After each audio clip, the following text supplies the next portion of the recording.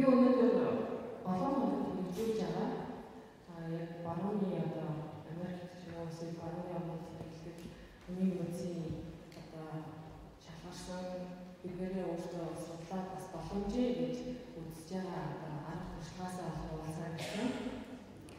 За хүний үеийн нийгмийн үед болохоор саяхнаас 2-3 оноос эхлээд юм боловсон хүчний нийгмээс ямар ялгаатай юм бэ гэдэг нь байгууллагууд ялгаж эхэлж байгаа. За манай хотын болохоор 2001 оноос эхлээд яг хүний үеийн технологи хүний үеийн ялгаад бий болгохыг салж эхэлсэн. 2007 онд бүтцийн өөрчлөлт хийгээд 2007 оноос эхлээд хүний үеийн хэлтс гэсэн яг хүний үеийн асуудал эрхэлсэн хэлтстэй болсон. Яг тухайн үед бол 700 орчим ажилтнтай хүний үеийн хэлтс бол 4 орчим ажилтнтай байсан бол яг өнөөдрийн байдлаар бол банкны хэмжээнд нэг одоо олон хотын болон хадас дээр нөлөөлөлтөд явуулсан 1500 ажилтнтай. За хүний үеийн банкны болны 17 ажилтнтайгаар үйл ажиллагаа явуулж байгаа.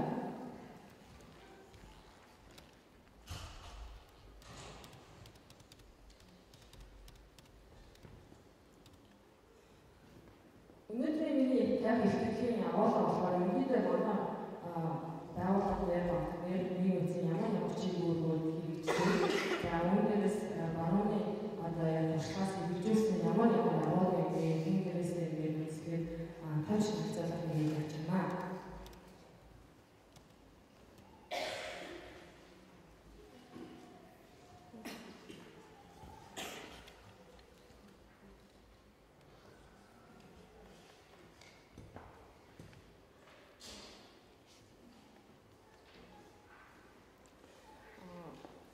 Хүний үеийн яг манай банкны хүний үеийн гол зорилго юм бол яг байгууллагын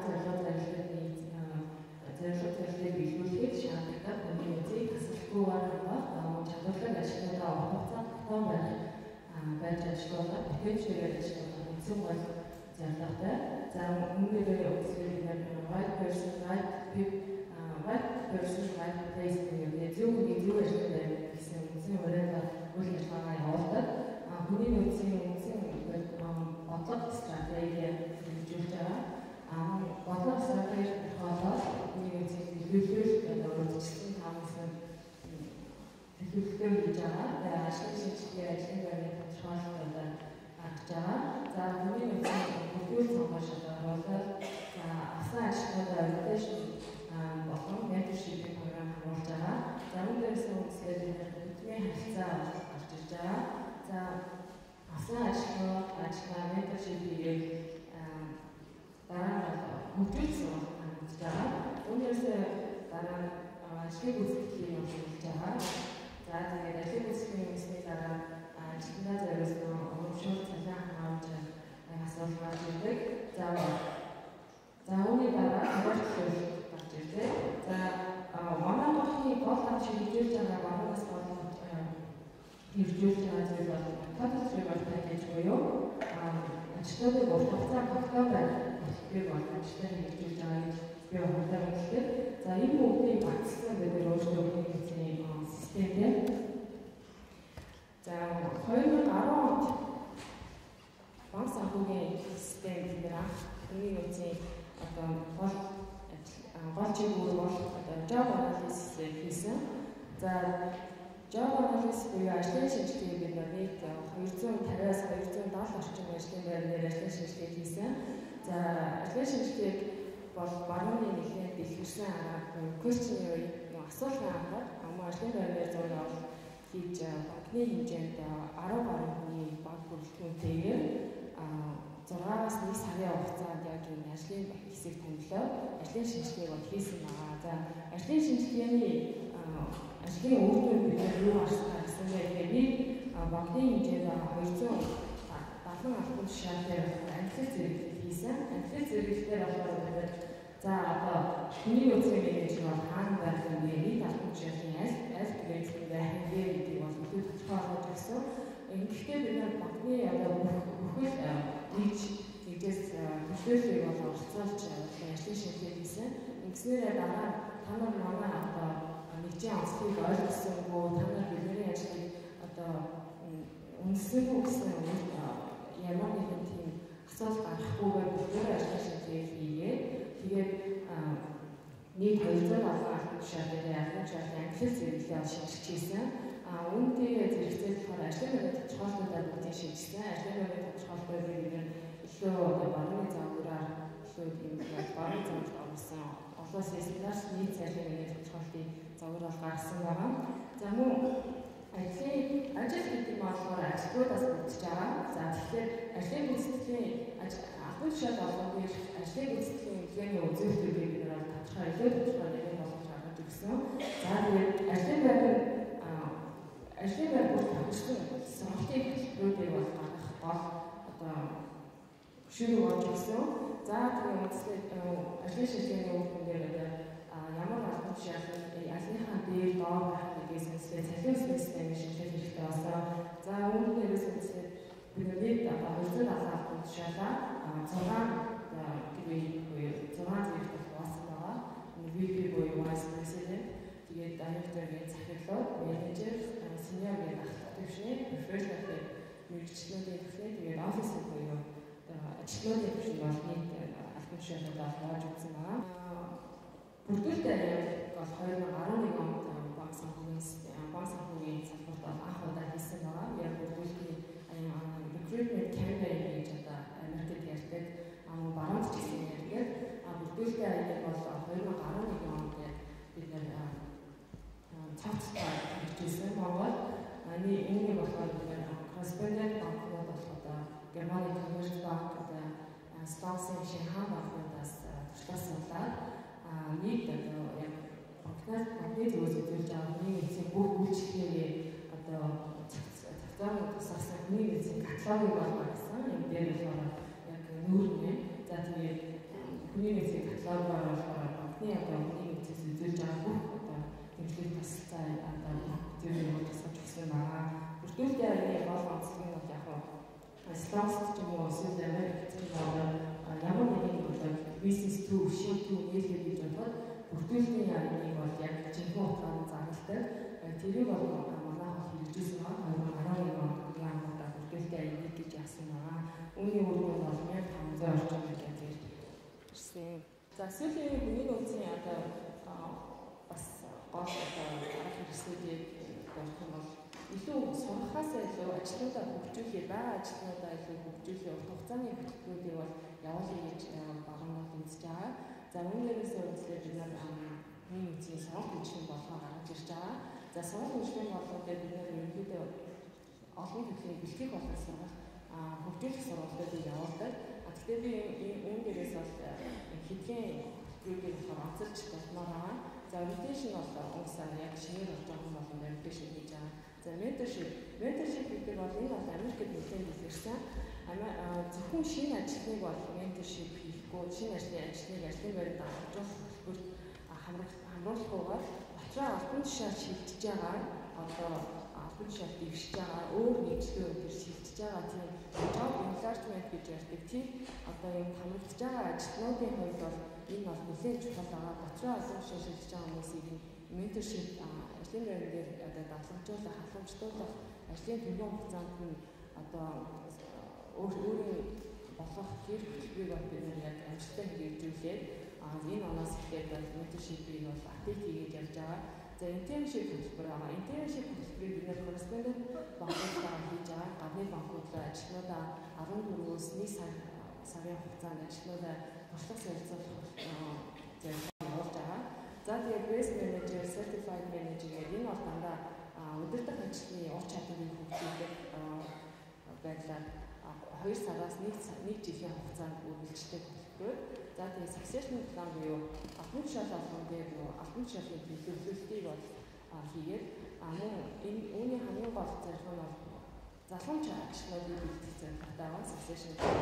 Одоо нэг удирдах ажлын ард доод хаяж 1-2 залхамж ажлуудыг бол бэлтгэх зорилгоор succession plan-ыг бол хэрэгжүүлж байгаа. За тэгээд банкны хэмжээнд нийт 200 олон албан тушаалаар хэрэгжүүлсэн. За тэгээд нийт 1700 ажилтан байгаа. Өнөөдрийн байдлаар гүйцэтгэх зөвлөсөн цалингийн системээс цалинжиж байгаа 11 нийт банкны ажлуудын 11% хийснээрээ цалин авч байгаа. За энэ оны эцээр гэхэд ер нь бол хийснээрээ цалинждаг ажлуудын хувь нь бол 24, нийт ажлуудын 24% бол эзэхээр байгаа. Ингэснээр бол ажлуудын илүү одоо ажлын бүтээмжийн нэмэгдэх тийм хандлагатай тийм үр дүн гарч байгаа. За цаашид ч гэсэн ажлын гүйцэтгэлийн системээр үнэлээд гүйцэтгэл суурьшлийн цалингийн системийг түүний хувийг бол нэгтгэх зорилготой байгаа. Ажлын гүйцэтгэлийн үнэлгээний бол шинэ аргыг бол хэрэгжүүлж эхэлж байгаа. За энэ дээр бол 360 градусын үнэлгээ, KPI үнэлгээ, KPI үнэлгээ нэлээд дээрээс эхлээд 2007 оноос эхлээд хэрэгжүүлж байгаа. 360 градусыг бол одоо яг Америкт яаж хэрэгжиж байгаа юм гэхээр за би хүний нөөцийн менежер байлаа гэж бодоход надыг манай захирал үнэлэхээс гадна одоо манай бусад салбарын одоо бусад нэгжийн захирлууд үнэлдэг болсон. Би хүний цаг хаалгыг өгч юм уу, ажлаахыг хариуцлагатай хандж байгаа гэдгээс нь хамаарат надаас миний удирдлага болон надтай нэг өрөөнд сууж байгаа ажилтнуудаас гадна одоо манай бусад салбар нэгжийн захирлууд надтай одоо их ойр дотн одоо хамтарч ажилладаг ажлын шаардлага хамтарч ажилладаг нэгжийн ажилтнууд бол илүү одоо үнэлэх тэр системтэй шилжиж байгаа.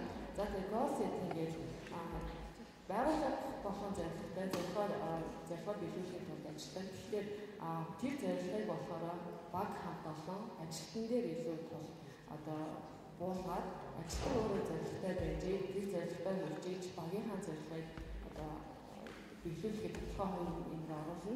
За багийн зорилгоо биелүүлэх юм бол олон баг ингээд зорилгооны зорилготой хүрэх юм бол одоо байгууллагын зорилго хүрэх одоо нэг ахын урагшлах юмаа гэж үзээд энэ goal setting-ийг бол ямар ч гэсэн гүйцэтгэлийн үнэлгээний журманд болохоор өөрчлөлт оруулж байгаа.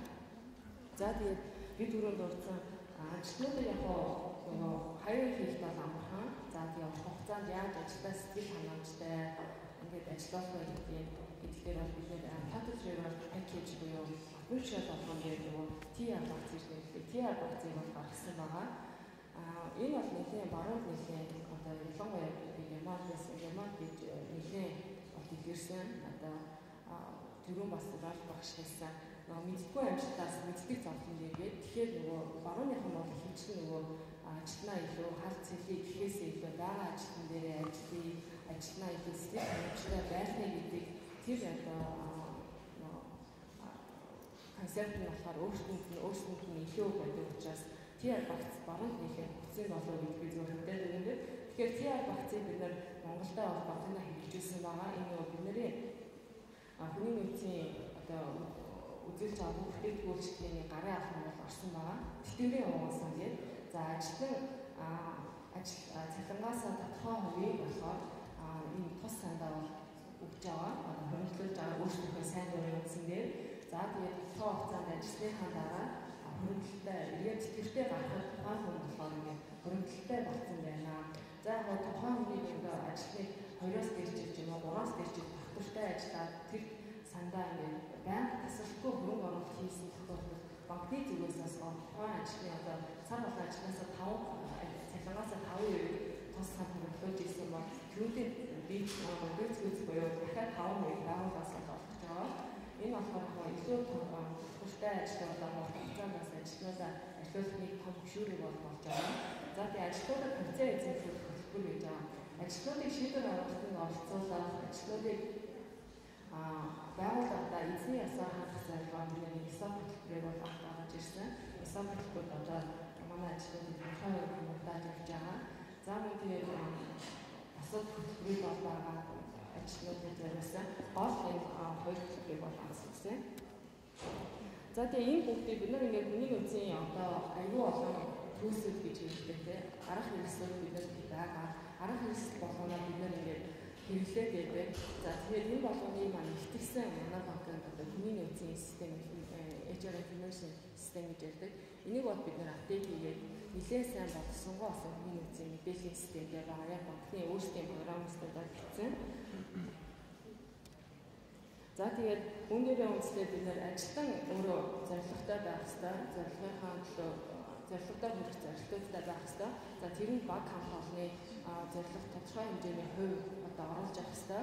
За багийн зорилго маань эргээд банкныхаа зорилго зорилтыг биелүүлэхэд одоо нэмэр болно гэдэг үгнээс нь энэ хүний нөөцийн бодлогоо ингэж тусгаж өгч байгаа зорилго зорилтоор зорилтоос гадна багийн ажиллагаа, түүнийгийн үнэлэх, ажлын гүйцэтгэлийн систем, за тэгээд үйл ажиллагааны автоматжуулалт, хөгжлийн хөтөлбөрөөр ажлын ур чадварыг нэмэгдүүлэх, кайзен гэдэг энэ системүүдийг болохоор бид хүний нөөцийн бодлогын хүрээнд болохоор хийж